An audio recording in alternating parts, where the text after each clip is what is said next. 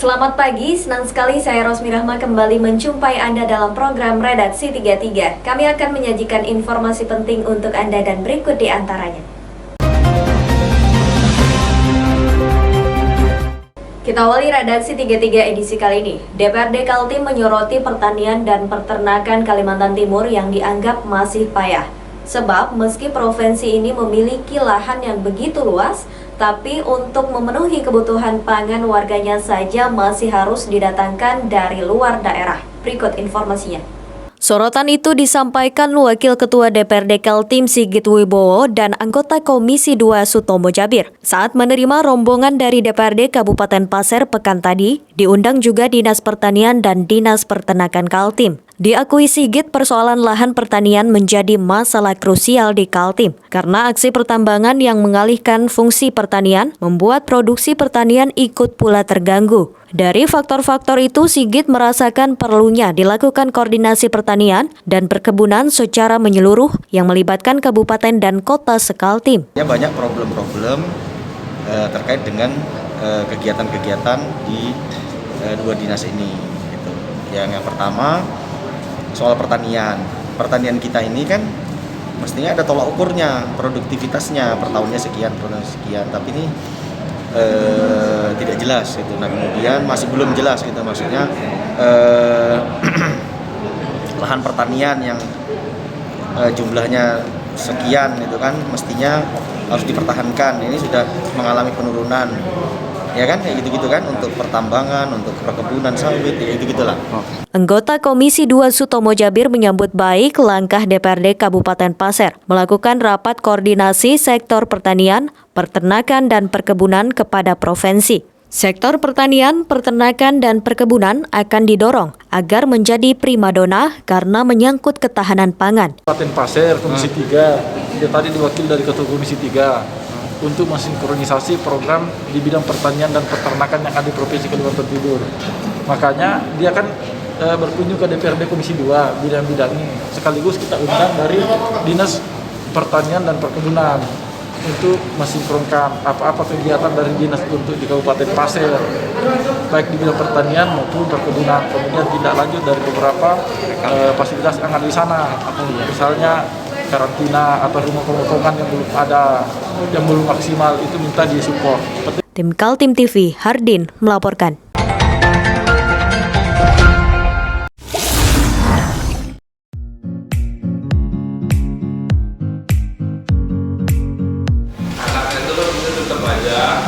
Cara mudah beriklan digital di Kaltim TV.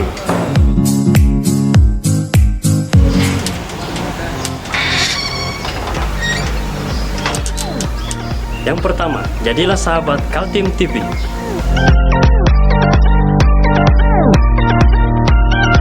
Dengan Rp1.000.000, para sahabat mendapat 20 kali tayang di slot berita kamu.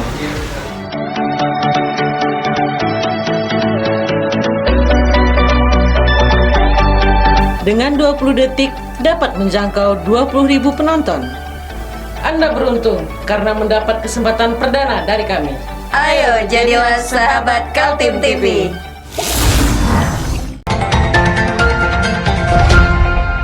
Tutup tahun 2020, seluruh kepala desa bersama BPD atau Badan Pemusyawaratan Desa wajib menyampaikan pertanggungjawaban atas kinerja mereka selama 1 tahun.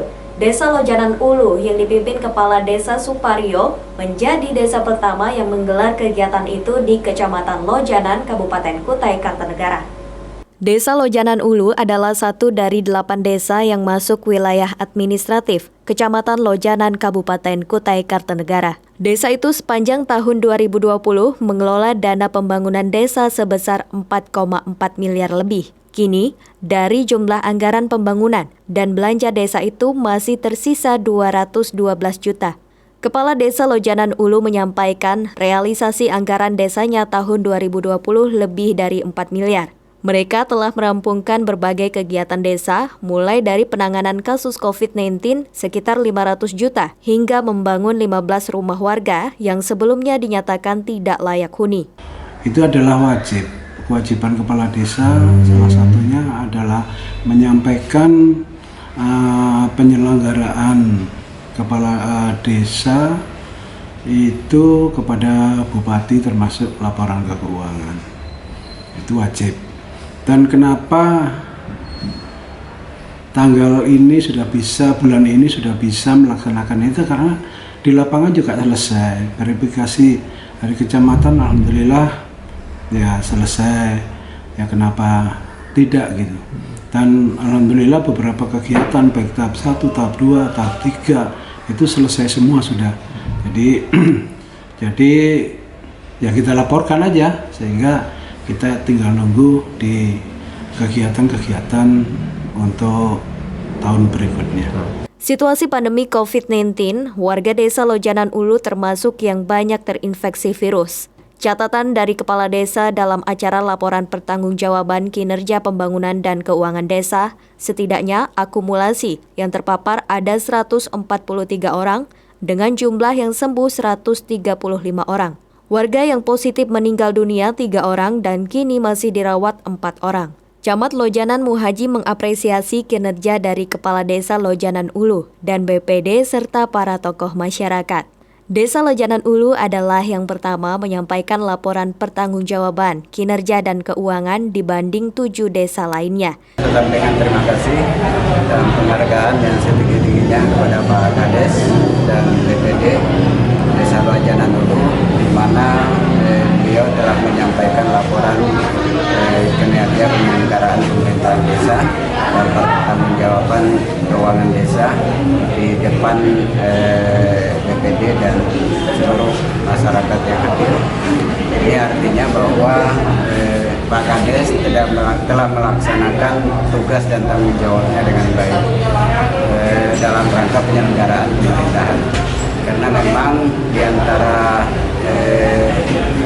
8 desa yang ada di Kecamatan Lojanan, baru Desa Lojanan Ulu yang melaksanakan laporan pertanggungjawaban. Insya Allah nanti desa-desa yang lain yang... Tim Kaltim TV, Hardin melaporkan.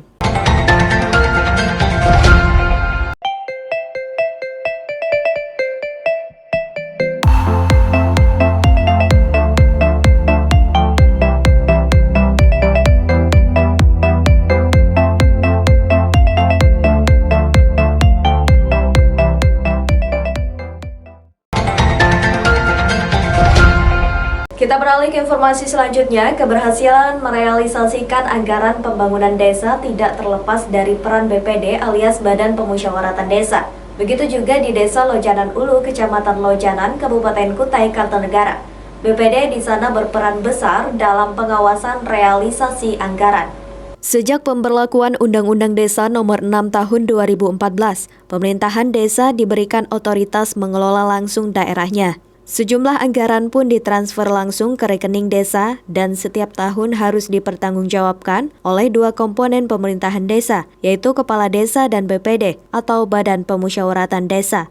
Desa Lojanan Ulu, Kecamatan Lojanan, Kabupaten Kutai Kartanegara, tahun 2020 lalu menerima transfer anggaran desa senilai 4,4 miliar lebih. Dari nilai tersebut, masih ada silpa atau sisa lebih penggunaan anggaran sebesar 212 juta, sehingga siap digelontorkan kembali menambah anggaran desa tahun 2021.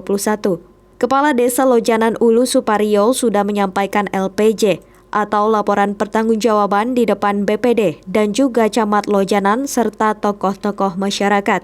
Penyampaian LPJ itu termasuk tercepat dibanding desa-desa lain di wilayah administratif Kecamatan Lojanan. Bila perintah undang-undang nomor 6 2014 kemudian dilaksanakan oleh Pak Kades melaporkan pertanggungjawaban pemerintahan desa akhir anggaran 2020.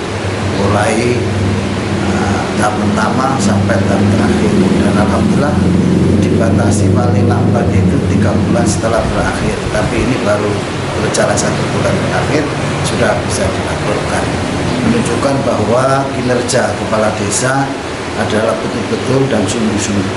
Lebih-lebih anggaran yang kemarin itu pelot-pelotannya ada dikurangi karena memang dimasukkan di penanganan bencana COVID itu sampai 500 lebih. Dan alhamdulillah sampai hari ini tidak ada kendala, dan tadi dilaporkan pula apa yang dilakukan oleh Pak Kades bersama perangkatnya itu sudah mencapai 96% dari anggaran 2020 kemarin. 3 isu yang menjadi perhatian pemerintahan Desa Lojanan Ulu. Pertama, soal pandemi COVID-19 yang sampai sekarang masih menghantui. Kedua, pembangunan rumah layak huni warga miskin. Dan ketiga, masalah ancaman bencana seperti banjir dan tanah longsor. Catatan dari Kepala Desa, jumlah yang terpapar virus corona ada 143 orang dengan jumlah yang sembuh 135 orang. Warga yang positif meninggal dunia 3 orang dan kini masih dirawat 4 orang. 9 orang unsur BPD menyambut baik kinerja Kepala Desa Suparyo. Mereka mengapresiasi kerjasama selama tahun 2020, di mana BPD berperan sejak dari perencanaan anggaran hingga pengawasan pelaksanaan. Tanah BPD ikut memantau dan selalu mulai dari perencanaan, pelaksanaan sampai evaluasi sampai visum terakhir BPD selalu ada di sana. Berarti selama ada kegiatan itu BPD dengan desa sinkron Pak? Sinkron, alhamdulillah. Karena memang sama-sama tahu tupoksi. Kita tahu tupoksi BPD, kepala desa juga tahu tupoksi sebagai pengguna dan pengguna anggaran itu. Kami sebagai pengawas. Ya, Atas apresiasi dari BPD, Kepala Desa Suparyo menyampaikan ucapan terima kasih dan siap melaksanakan amanah kembali untuk tahun 2021. Tim Kaltim TV, Hardin melaporkan.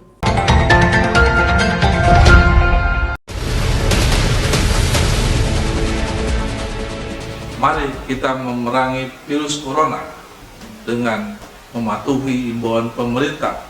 Stay at home.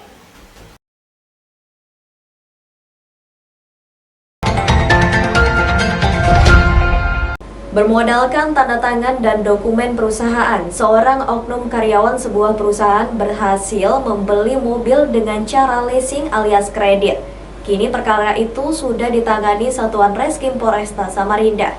Inilah yang dialami seorang pengusaha wanita bernama Kartika Rahmawati di Kota Tepian. Dia terpaksa harus melaporkan perbuatan seorang karyawannya ke Reskrim Polresta Samarinda lantaran membeli mobil atas nama dirinya. Oknum karyawan itu mulus melakukan aksinya karena diduga memalsukan tanda tangan dan dokumen perusahaan. Kamis lalu, petugas Satuan Reskrim Polresta Samarinda sudah memeriksa Kartika. Sejumlah pertanyaan diajukan terkait laporan pemalsuan tanda tangan yang diduga dilakukan seorang oknum karyawannya.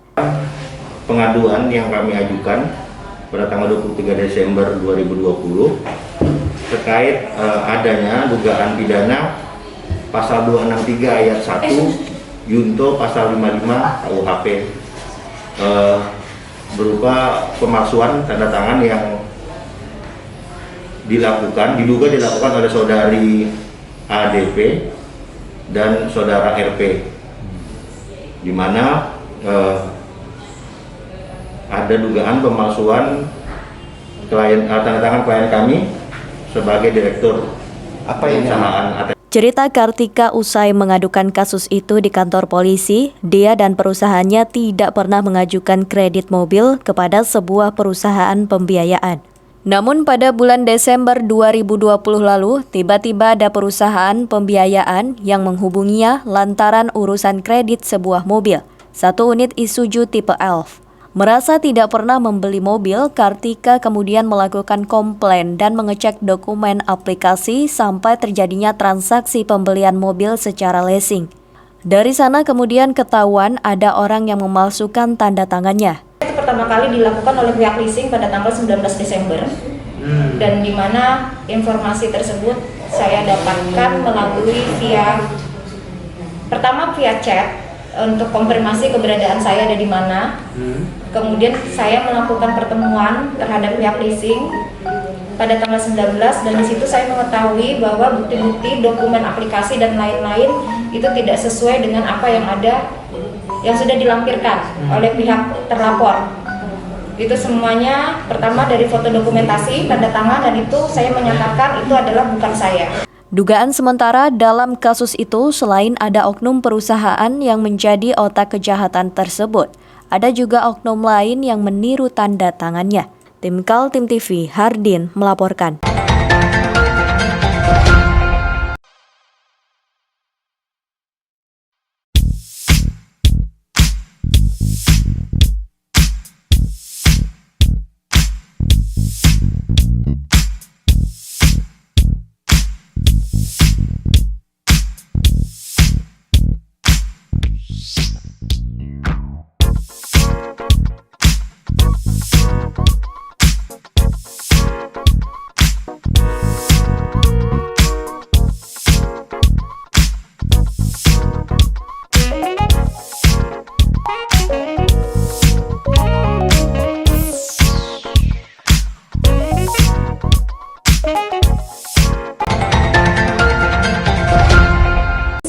Reserse Kriminal Polres Kutai Barat mengungkap sindikasi pembuatan STNK yang melibatkan pelaku antar provinsi.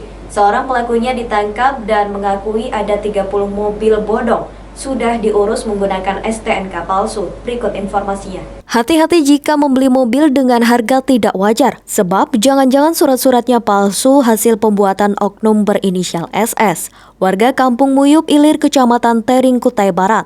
Pria berusia 41 tahun itu kini menjadi tersangka dan ditahan di Mapores Kubar. Perbuatan SS terungkap saat polisi mulai menaruh curiga adanya sindikasi pemalsu STNK beroperasi di Kutai Barat.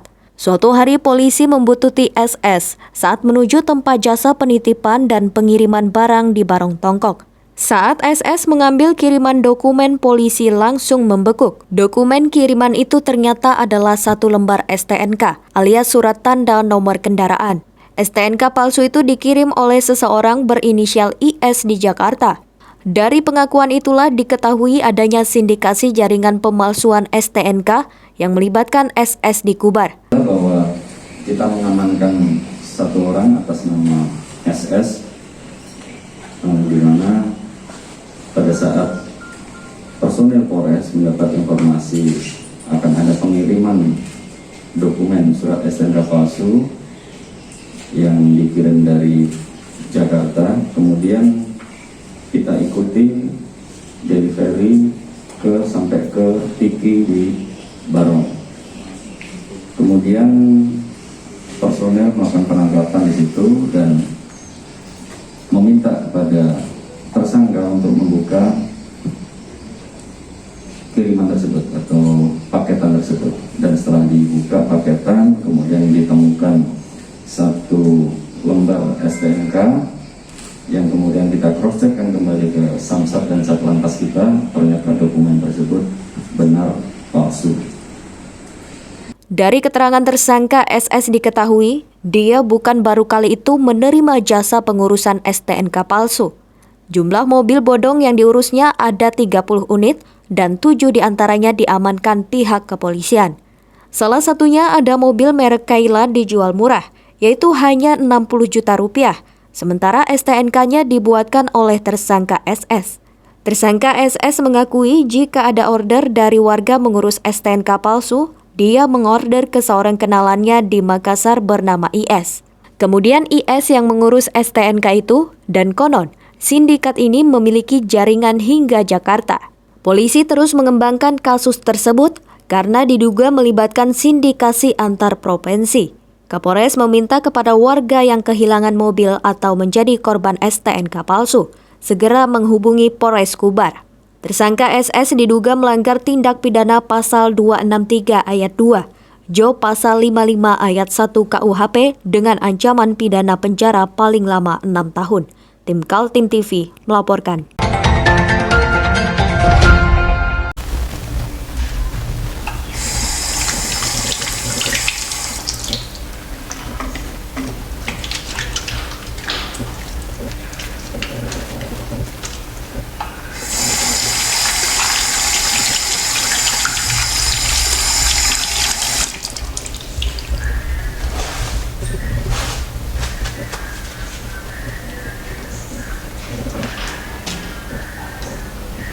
Meskipun di rumah saja, kita tetap selalu menjaga kesehatan, cuci tangan, menggunakan hand sanitizer. Ingat, mulailah dari diri sendiri. Demikian redaksi 33 edisi kali ini. Informasi lainnya dapat Anda simak melalui situs website kami www.kaltim.tv, channel YouTube dan fanpage Facebook Kaltim TV. Jangan lupa untuk selalu patuhi protokol kesehatan. Saya Rosmi Rahma bersama kerabat kerja yang bertugas pamit undur diri. Selamat pagi, selamat beraktivitas dan sampai jumpa.